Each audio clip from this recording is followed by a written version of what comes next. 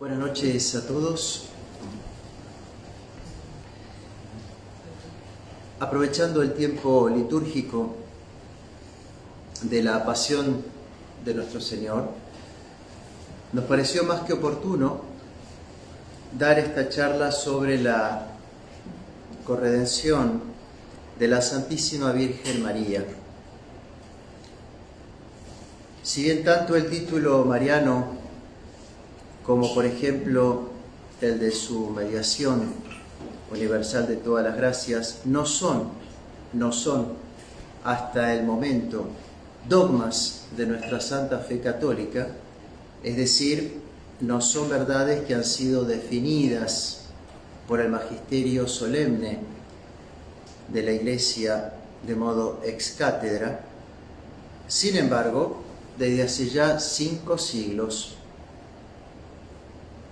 era materia de estudio y sentencia común de los teólogos y forma parte de la enseñanza de la Iglesia y del magisterio de los papas, esta corredención de María Santísima. De ahí que vamos en esta noche a repasar juntos la doctrina de la Iglesia al respecto, con el parecer de los teólogos, las principales encíclicas de los romanos pontífices que giran en torno a esta doctrina, para luego confrontar las enseñanzas modernas a fin de considerar su inconsistencia como preludio a nuestra conclusión.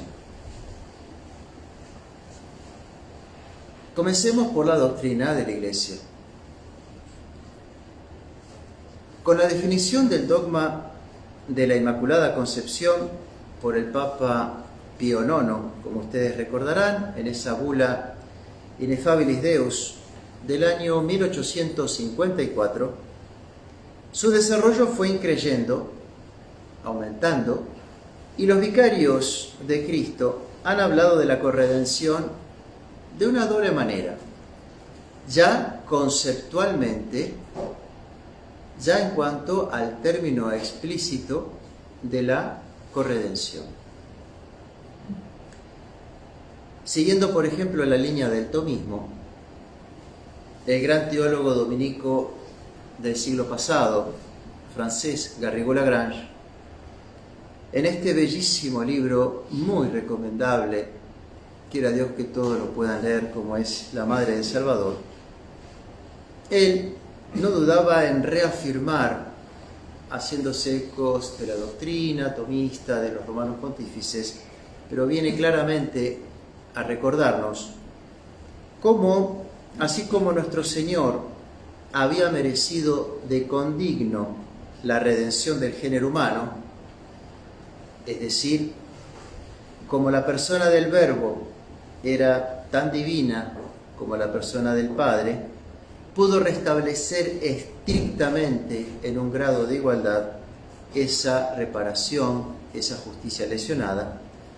Así pues, la Santísima Virgen María, su Madre Divina, por haberse unido en cuerpo y alma al sacrificio de su Hijo al pie de la cruz, y no solamente ella estuvo por una pasión de compasión, por un sentimiento de compasión, o por una pura maternidad, sino que ella estuvo unida en su alma y en su cuerpo al sacrificio de su Hijo, va a merecer la redención no de condigno, sino de congruo, es decir, en conveniencia, en paridad, en el grado máximo de lo que puede la capacidad humana para poder llegar a satisfacer, a merecer. De manera que, así como Cristo fue el Hijo de Dios, ella fue la Madre de Dios. Así como Cristo fue el llamado varón de dolores, ella fue la dolorosa. Así pues, como Él fue el Redentor, la Santísima Virgen fue la co-redentora. Si aprovechamos a recordar las enseñanzas magníficas de los papas, vamos a comenzar por Pío IX, como les mencionara, en la encíclica, en la bula Ineffabilis Deus, y él va a decir lo siguiente: por lo cual, así como Cristo, mediador de Dios y de los hombres, asumida la naturaleza humana, borrando la escritura del decreto que nos era contrario, lo clavó triunfante en la cruz. Así también ella, la Santísima Virgen, unida a Él, con apretadísimo e indisoluble vínculo, fíjense la fuerza de estos términos, apretadísimo e indisoluble vínculo, hostigando con Él y por Él eternamente a la venenosa serpiente y triunfando plenamente sobre el enemigo, ella trituró su cabeza con su pie inmaculado. Vemos hasta aquí, aunque no aparezca la palabra explícita corredentora, sí ya está claramente el concepto en juego. León XIII, ¿qué va a decir? Hay varios textos que van a expresar esta misma doctrina. Así pues, en la encíclica de 1883, Supremia Apostolatus Officio, va a decir: en efecto, la Virgen, exenta de la mancha original, escogida para ser la Madre de Dios y asociada por lo mismo a la obra de la salvación del género humano, goza cerca de su Hijo de un favor y un poder tan grande como nunca han podido ni podrán obtenerlo ni los hombres ni los ángeles. En la encíclica sobre el Rosario, Iucunda Semper, 10 años después, el mismo pontífice dirá: junto a la cruz de Jesús estaba María, su madre, que, movida de inmenso amor hacia nosotros para acogernos como hijos, ofreció ella voluntariamente a su Hijo a la justicia divina, muriendo en su corazón con él traspasada por una espada de dolor, como bellamente lo tenemos en este cuadro. Ella se ofreció para morir, ella estaba dispuesta a morir con nuestro Señor en la cruz. Y bien dice y remarca el Papa, que no estaba por un sentimiento de una connaturalidad, una pena, es mi hijo, algo puramente humano, no. Ella con el ojo de la fe trascendía lo natural para tocar lo sobrenatural. Movida de inmenso amor hacia nosotros, acogiéndonos como hijos. Eso era lo que le llevaba a Nuestra Señora a estar ahí. Acompañar a su Hijo en la obra de la redención por todos nosotros. Y ella de esto era muy consciente.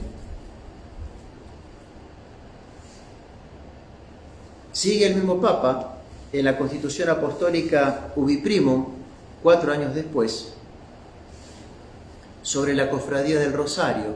¿Y qué dirá? Tan pronto como, por secreto plan de la divina providencia, fuimos elevados a la suprema cátedra de Pedro, así comienza, espontáneamente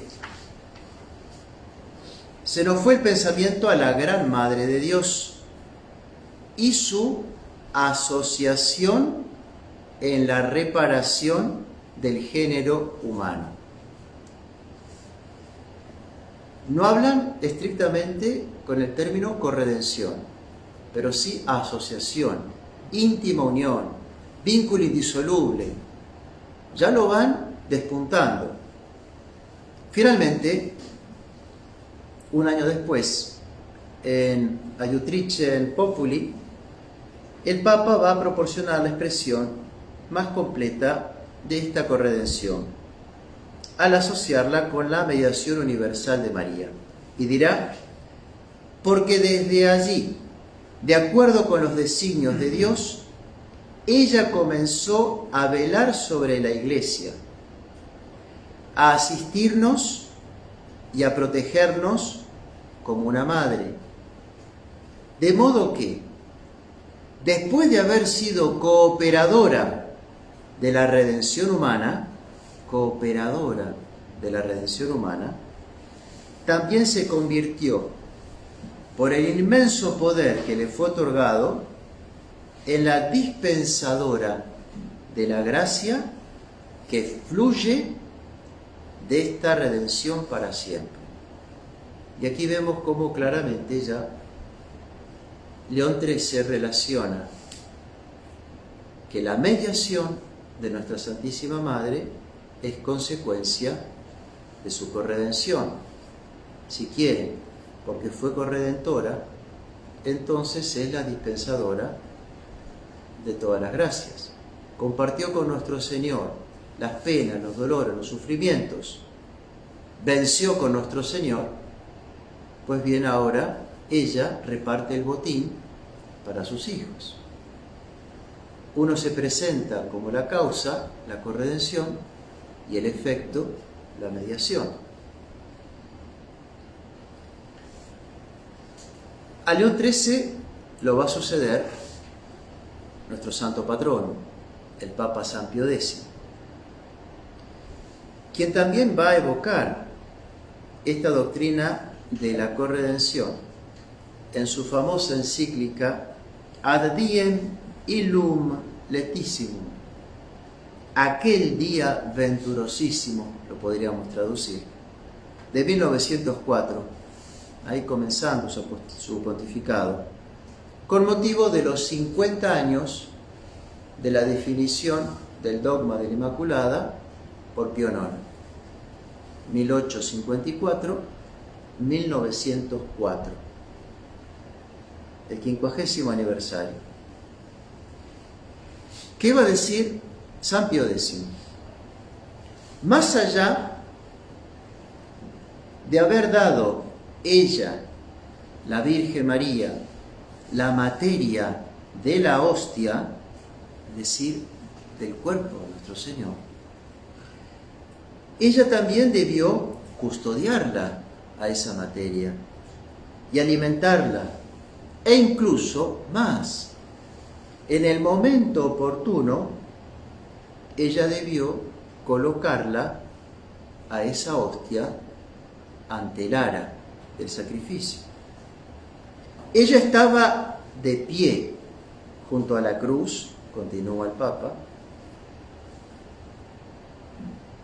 siendo su madre que estaba allí, pero no limitándose a contemplar el cruel espectáculo, sino gozándose de que su unigénito se inmolara para la salvación del género humano.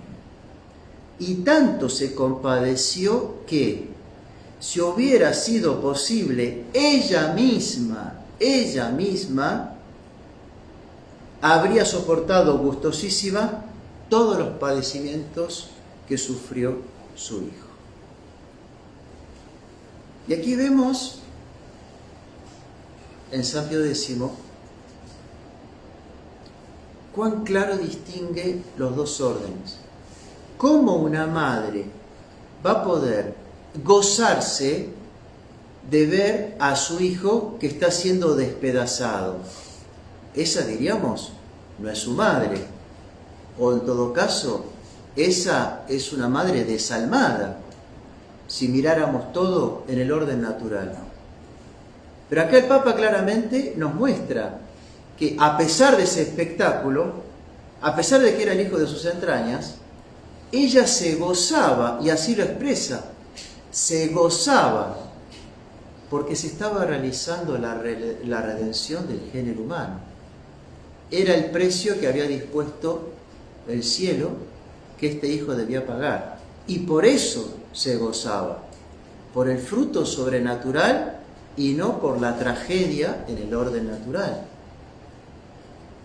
Stabat Mater dolorosa. Estaba la madre de pie para mostrar el espíritu, el templo que la llevó a acompañar a Jesús para unirse en la obra de la redención. Y va a dar un paso más en esta bella encíclica que vamos a tomar. Y por esta comunión de voluntad y de dolores entre María y Cristo, comunión de voluntades y de dolores, de alma y de sensibilidad, de sufrimiento, ella mereció convertirse con toda dignidad en reparadora del orbe perdido y por lo tanto, en consecuencia, en dispensadora de todos los bienes que Jesús nos ganó con su muerte y con su sangre. No hace mención explícita aquí corredentora, pero sí la pone reparadora del género humano y nuevamente la mediación que va a ser fruto de su corredención.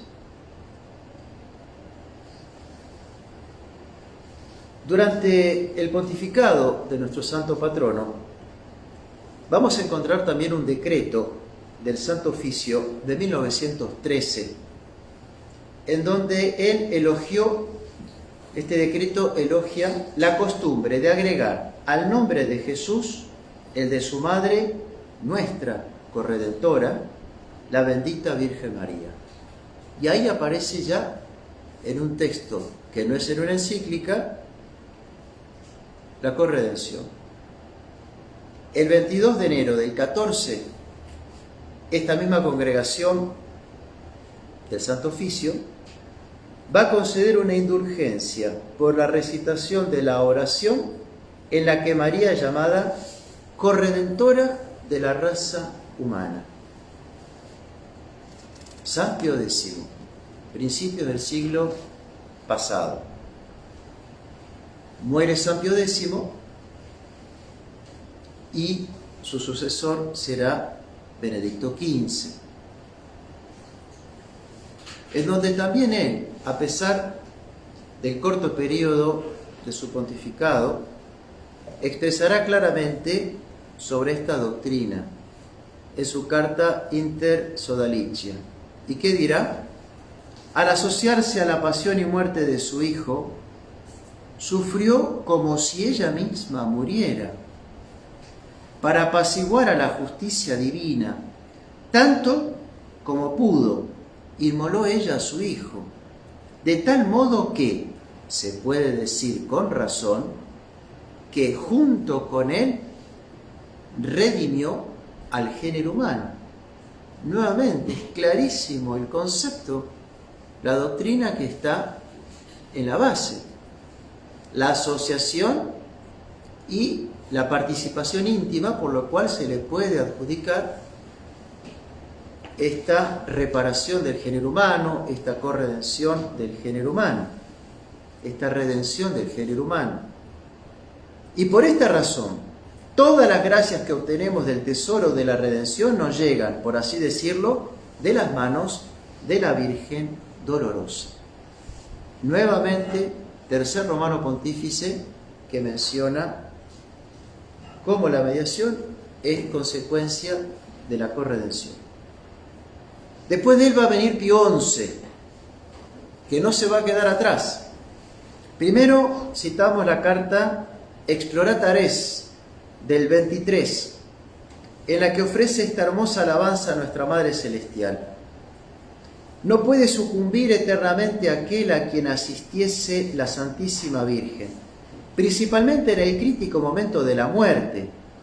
Y esta sentencia de los doctores de la Iglesia, de acuerdo con el sentir del pueblo cristiano y corroborada por una ininterrumpida experiencia, se apoya muy principalmente en que la Virgen Dolorosa participó con Cristo en la obra de la redención. Asimismo, de modo ya más público y oficial, en su radio mensaje a los peregrinos de Lourdes por el Jubileo de la Redención, será ahí sí quien va a expresar con todas las letras el término de la corredención. Y en una oración compuesta por él, rezará: Oh Madre de piedad y de misericordia, que acompañabas a nuestro dulce Hijo, mientras llevaba a cabo en el altar de la cruz la redención del género humano, como corredentora nuestra y asociada a sus dolores, conservad en nosotros y aumentad cada día, os lo pedimos, los preciosos frutos de la redención y de vuestra compasión. Aquí ya no hay ninguna duda, es el mismo Papa quien va a hablar explícitamente de la corredención. Por fin, para citar una más de Pío XI, durante la alocución a los peregrinos en Vicenza, en el 33, dirá: por la naturaleza de su obra, el Redentor debió asociar a su madre a su obra. Por esta razón la invocamos con el título de corredentora. Ya no hay duda.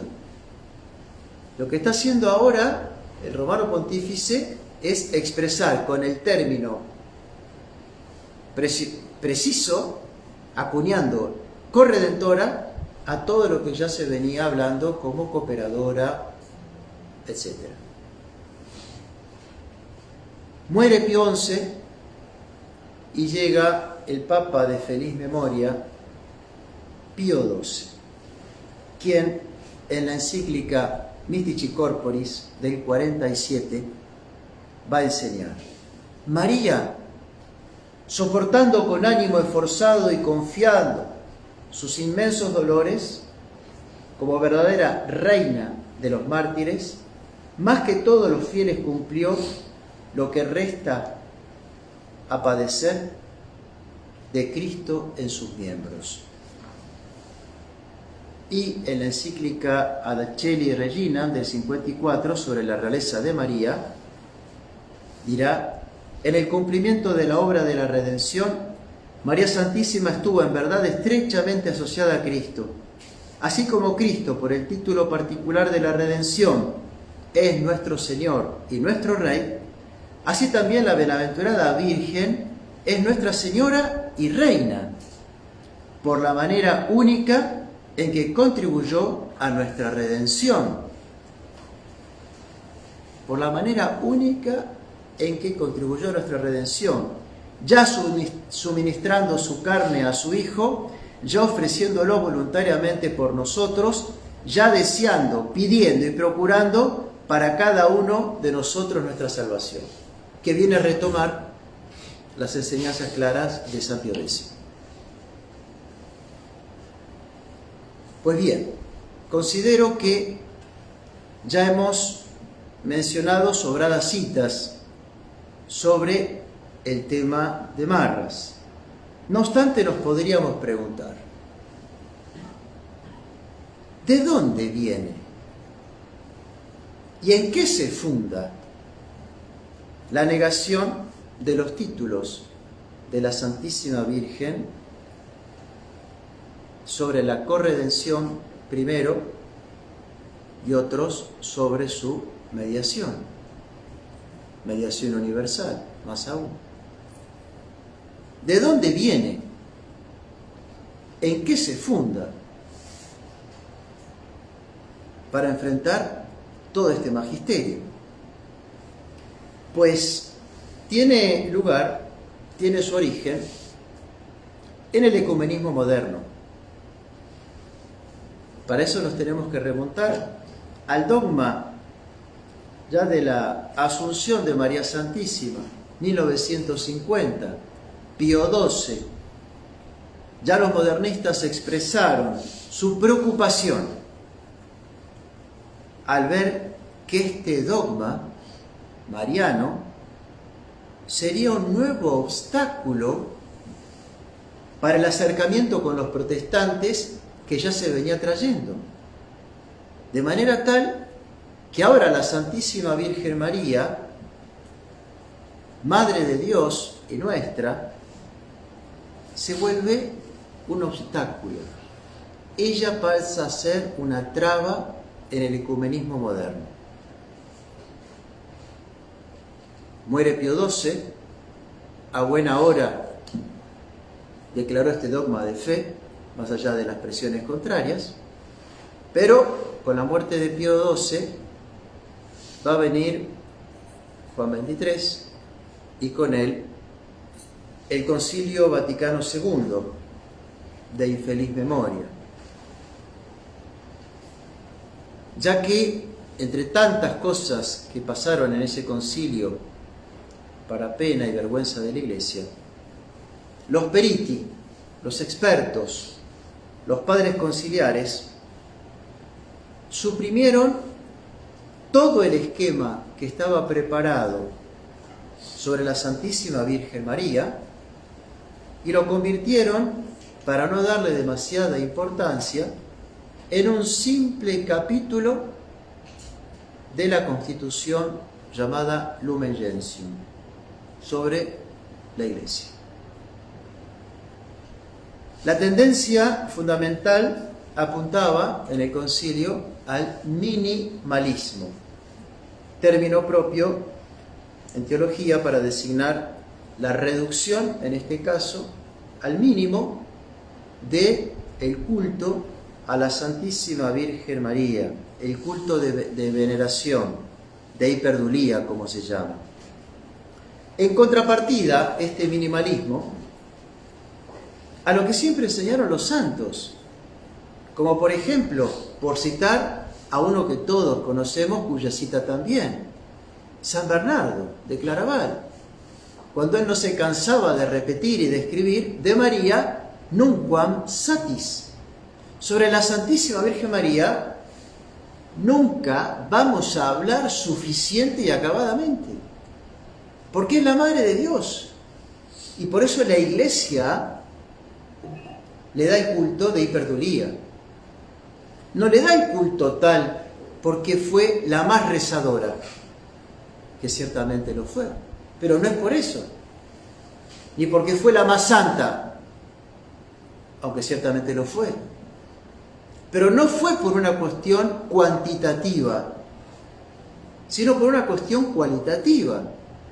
La Santísima Virgen María es de otro segmento, porque ella toca el misterio de la divinidad, el misterio de la Trinidad. Ella lo llega a tocar al darle al Verbo Eterno de sus entrañas el cuerpo. Y es por eso que la Iglesia le da el culto de hiperdulía o de gran veneración. Y es completamente diferente a si lo miramos en una línea cuantitativa de oraciones, sacrificios, penitencias y santidad. Excede de María nunquam satis. Pero en el Concilio Vaticano II la corriente fue minimalista, porque es un obstáculo para el ecumenismo moderno. Así es como vemos los frutos de este ecumenismo. La sacaron a la Santísima Virgen María del medio, la redujeron, y entonces los frutos son cada vez más agrestes. Pensemos al revés. Cuando la Santísima Virgen María se le presentó a Santo Domingo de Guzmán, Santo Domingo predicaba, no convertía a nadie, preparaba, predicaba y no convertía a nadie. Y estaba el mediodía francés azotado por los albigenses, por los cátaros, y no convertía. Y estoy hablando de un Santo Domingo de Guzmán.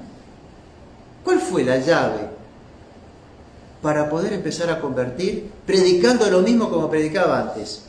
La Santísima Virgen María, el rosario. Se ponían a rezar antes de la predicación. Y los herejes empezaron a convertirse a granel y se pudo extirpar. ¿Quién fue el que los convirtió? la predicación de Santo Domingo, no. Ese fue el instrumento, ella. Entonces, si queremos convertir a los que han dejado por pena la Iglesia Católica, es con la Virgen y no sin la Virgen. Y cuanto más la Virgen tenga presencia, mayor va a ser el efecto, mayor va a ser la fecundidad de esas palabras, porque será ella y no el predicador. Y así lo entendió siempre la Iglesia, hasta llegar a este concilio y lo que siguió al mismo. El Concilio Vaticano II pasó, pero el modernismo dentro de la Iglesia siguió, con la aplicación de estos principios revolucionarios dentro de la Iglesia y que hoy seguimos sufriendo y pareciera no tener fin. Como diría este famoso escritor Michael Davis en el libro El Concilio del Papa Juan, las bombas de tiempo del concilio, es decir, esas bombas que irían con el paso de los años explotando en orden a seguir avanzando con esta autodemolición que padecemos en la Iglesia y que fue el mismo Papa Pablo VI quien tristemente lo tuvo que reconocer y afirmar. Y así pues, hoy nos encontramos con nuestro Papa reinante, Francisco, que de una manera inesperada, absolutamente inesperada, expresó de una manera increíble, inconcebible,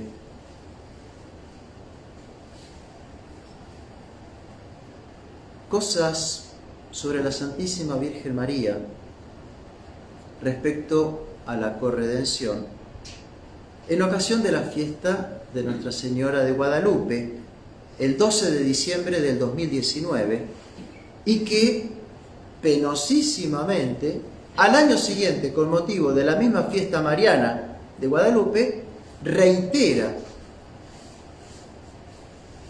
lo afirmado el año anterior.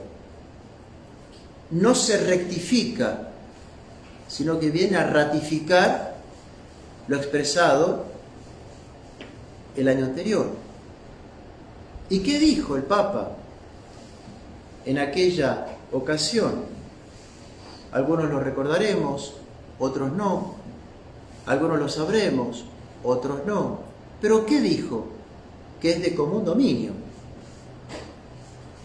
En aquel entonces, el Papa Francisco, en su sermón pronunciado en la víspera de su 50 aniversario de su ordenación sacerdotal, en un discurso que no fue escrito, sino oral, y de manera escueta, breve, diríamos ex motu corde, pero evidentemente predeterminado e muy incisivo, va a explicar varios títulos que se le pueden otorgar a la Santísima Virgen María. Y él va a específicamente va a explicitar tres. Va a decir que la Santísima Virgen María es mujer o señora. Va a hablar que es madre y discípula. Y al final va a agregar mestiza, haciendo referencia al hecho de que la imagen de la guadalupana se presenta bajo la apariencia de una joven mestiza. Es decir, mujer o señora, madre y también discípula, agregando mestiza. Pero pareciera que para él únicamente estos títulos tocarían a lo esencial de ella, mientras que los otros, como los que se le conceden en las letanías lauretanas, las letanías marianas, serían más bien fruto de la piedad popular. Pero hasta ahí. Pero pasamos a algo más. No nos quedamos con, según mi criterio, según mi manera de ver, designar a la Santísima Virgen María con estas denominaciones. Él va a ir ahora a atacar la corredención. Y sin ningún escrúpulo, resueltamente la va a rechazar, afirmando en su pretendida exégesis, de sabor a la que nos tienen acostumbrados los protestantes cuando uno lo escucha, cita de ese sermón: fiel ella, la Virgen, a su Maestro, que es Jesús, el único Redentor. Típicamente, objeción del protestante, tomado de las Escrituras, el único Redentor. Jamás ella quiso para sí tomar algo de su Hijo. Jamás se presentó como corredentora.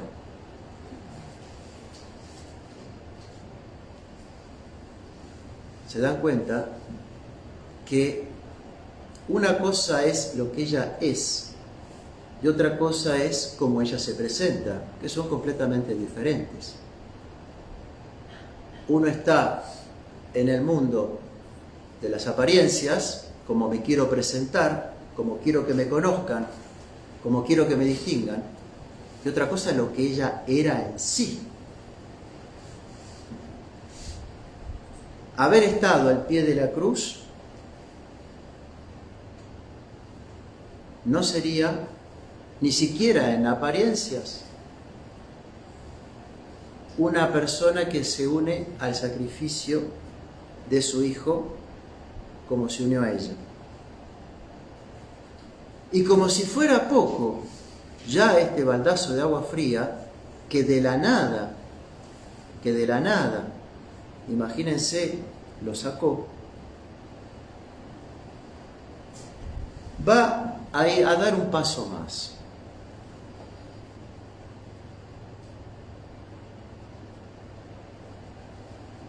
Diríamos, pero no recuerda que hay pontífices que ya se han expresado y que esos pontífices anteriores a él han hablado acabadamente de esta doctrina que él dice que nuestra madre no lo es. No conforme, diríamos, con ya enfrentarse a los papas anteriores, enfrentarse a la doctrina de los papas anteriores e inclusive a los términos explícitos de los romanos pontífices anteriores, da una estaqueada más, una ironía, una burla, para neutralizar y desacreditar la objeción, la oposición, aunque sin ningún tipo de fondo doctrinal. Y agregado: cuando nos vengan con historias de que hay que declararla esto, o hacer este otro dogma, o este otro, no nos perdamos en tonterías. De modo que, ex motu corde, niega la corredención y serían simples tonterías de las que han hablado los romanos pontífices en vista al desarrollo homogéneo del dogma para que algún día pueda llegar a ser declarado como dogma de fe. Francisco, una vez más, para nuestra pena, fiel hijo del Concilio Vaticano II, de su pensamiento y de sus reformas, da un paso más en su audacia y saca un nuevo fruto amargo de aquel árbol que ya engendraba este mal. Mis queridos hermanos, para concluir, nosotros, católicos, apostólicos y romanos como somos, que hemos nacido con dolores de parto al pie de la cruz, gracias a la fortaleza y a la generosidad de esta Madre nuestra, la dolorosa y no menos corredentora.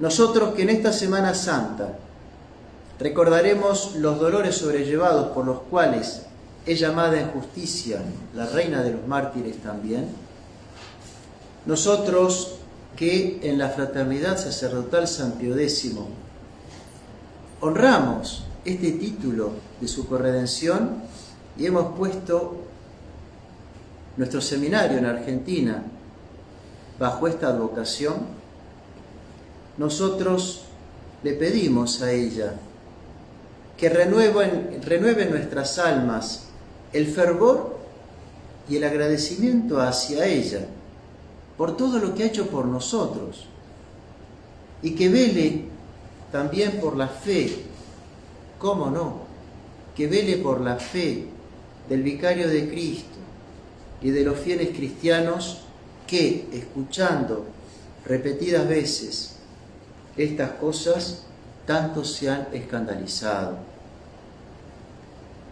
No quisiera terminar sin elevar la mirada a algo bien espiritual y no quedarnos solamente con el aspecto doctrinal, sino sacar una moraleja espiritual.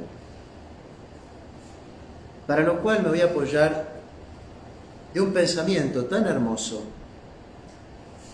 de un norte espiritual, como fue lo que escribiera el Padre Pío de Pietrelcina, y que en días pasados tuvimos la ocasión en la Santa Misa de Nuestra Madre de la Compasión traerlo a colación. ¿Qué decía el Padre Pío? La Virgen Dolorosa nos alcance de su Santísimo Hijo la gracia de comprender cada vez más el misterio de la cruz y de embriagarnos con ella en los padecimientos de Jesús.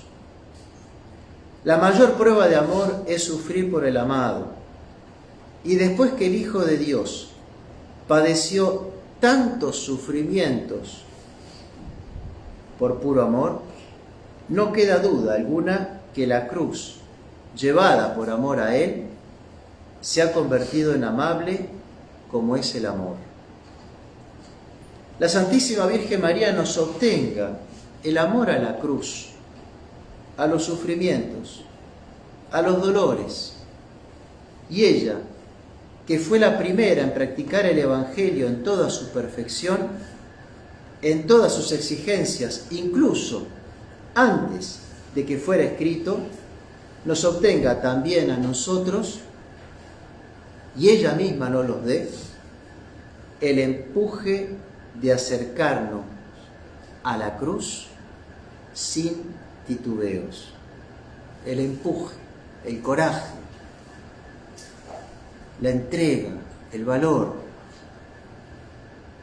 Esforcémonos, concluía el Padre Pío, también nosotros, como tantas almas elegidas, por seguir a esta bendita Madre, por caminar siempre a su lado, ya que no existe otro camino que nos conduce a la vida fuera del que siguió nuestra Madre, y entonces no abandonemos este camino nosotros que queremos llegar a la cima del cielo. Muchas gracias, Dios me los bendiga.